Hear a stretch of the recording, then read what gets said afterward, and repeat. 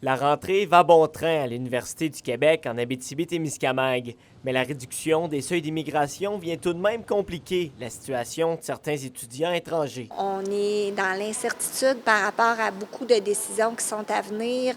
On espère pouvoir accueillir davantage d'étudiants internationaux puis que les processus aussi puissent se faire assez rondement parce que ce qu'on observe pour l'instant, c'est des retards dans la délivrance normale, notamment des permis d'études. Le nombre d'inscriptions est semblable à celui de l'an dernier, mais l'UQAD veut augmenter son bassin d'étudiants lors des prochaines années pour notamment venir pallier au déficit financier que l'institution avait initialement estimé à 3 millions de dollars pour cette année. Pour l'instant, ce n'est pas un déficit de 3 millions qu'on anticipe pour la dernière année, ce sera beaucoup moins.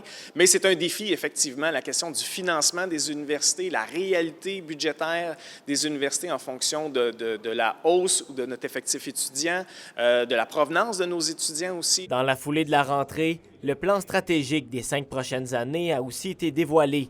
Dans ses grandes orientations, l'UQAD souhaite entre autres faire de la santé régionale un levier de transformation sociale. On parle beaucoup de l'école de médecine qu'on travaille avec l'Université du Québec, mais c'est beaucoup plus large que les soins de santé.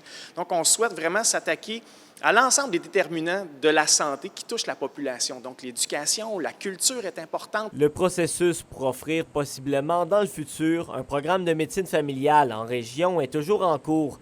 Mais c'est un projet davantage à moyen terme pour le recteur. Au moins les 2 prochaines années, pour à la fois bien travailler, consulter l'ensemble des partenaires du réseau de la santé, parce que c'est assez vaste comme partenariat qu'on veut faire. Et donc, il y a cette consultation-là, il y a cet état de situation-là.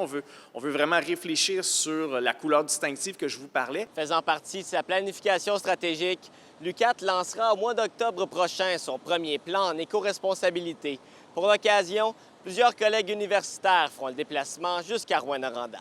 William Maillé, RNC Nouvelles, Rouyn-Noranda.